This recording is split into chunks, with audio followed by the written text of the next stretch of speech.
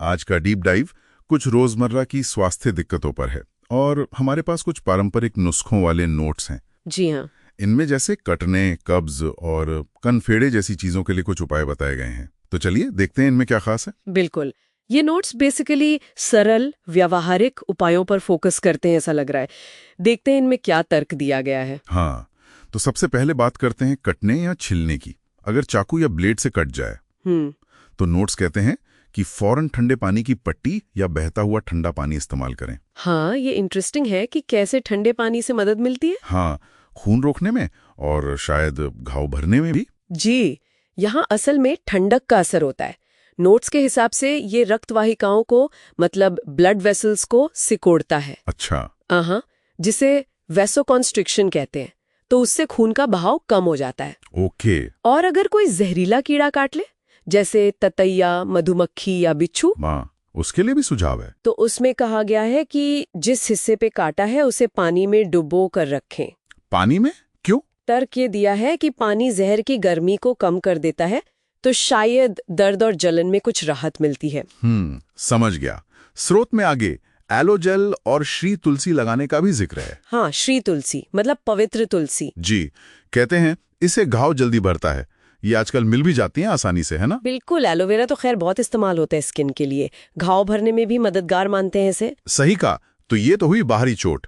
अब आते हैं पाचन की दिक्कत पर। कब्ज। हाँ, कब्ज। ये तो काफी आम समस्या है। देखते हैं नोट्स क्या कहते हैं। कब्ज के लिए नोट्स में ज्यादातर खान पान पर जोर है, जैसे चोकर वाले आटे की रोटी खाने को कहा है। अच्छा, मतलब मोटा आटा। हाँ, और हरी पत्तेदार सब्जियां, वो भी चबा चबा कर। फाइबर। बिल्कुल। और कच्चे फल, सब्जियां, अंकुरित अनाज जैसे अमरूद, पपीता, पालक, अंजीर, अखरोट वगैरह। लगता है फाइबर पर ही मेन फोकस है। जाहिर है, फाइबर तो पाचन के लिए बहुत जरूरी है। और पानी का भी कुछ कहा है। हाँ, पानी का भी है। सुबह उठकर तांबे के बर्तन में रखा पानी पीने की सलाह है, रात भर रखा हुआ। ओके, कितना पानी? करीब 4 ग्लास। और दिन भर भी पर्याप्त पानी पीना चाहिए। नींबू पानी, नारियल पानी का भी जिक्र है।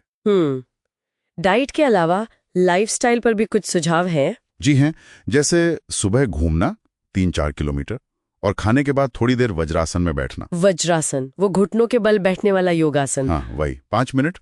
और सुबह उठते ही भी वज्रासन करने को कहा है। अच्छा, और किन चीजों से बचने को कहा है? परहेज में मैदा, बेसन, तली भुनी चीजें और ज्यादा मिर्च मसाला, ये सब अवॉइड करने को कहा है। ये तो कॉमन सलाह है वैसे। हाँ, और स्रोत में कुछ प्रोडक्ट्स का भी नाम लिया है, जैसे स्वादिष्ट पाचन चूर्ण, health kit, wheat gold tablets. Wheat gold tablets, शायद गेहूं के जवारे की गोलियां होंगे। हो सकता है। और एक हेल्दी ऑयल का भी प्रयोग करने को कहा है। इनके बारे में ज्यादा डिटेल तो नहीं है, पर लगता है ये पाचन में मदद करने वाली चीजें हैं। तो ये पूरा एक पैकेज जैसा है। डाइट, पानी, एक्सरसाइज और कुछ सप्लीमेंट्स। दिलचस्प बात यह है कि एनीमा का भी सुझाव दिया है। हाँ, एनीमा यानी मलाशय की सफाई, उसका भी जिक्र है। ठीक है, चलिए अब आखिरी टॉपिक पर आते हैं, कनफेड़े यानी मम्प्स। हाँ, मम्प्स। इसके लिए नोट्स कहते हैं कि जब तक बुखार है तब तक पूरा आराम करें। रेस्ट तो जरूरी है वायरल इन्फेक्शन में। और खाने पीने का?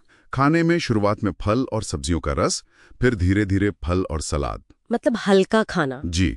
और कुछ और भी उपाय बताए हैं, जैसे नमक के पानी के गरारे, गले के लिए शायद। हाँ, और गर्म पानी का एनीमा भी। और जहां सूजन है कनफेड़े पर, वहां गर्म और ठंडी सिकाई बारी बारी से करने को कहा है। अच्छा, हॉट एंड कोल्ड कंप्रेशन।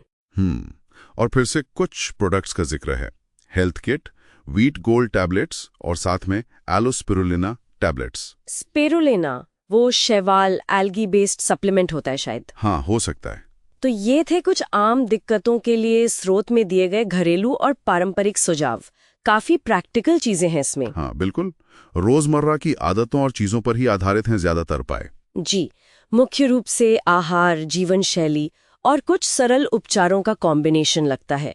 सोचने वाली बात यह है कि ये जो सदियों पुरानी जानकारी पर आधारित नुस्खे हैं, हाँ, वो आज की ही भागदौड़ वाली जिंदगी में संतुलन बनाने में कैसे मददगार हो सकते हैं।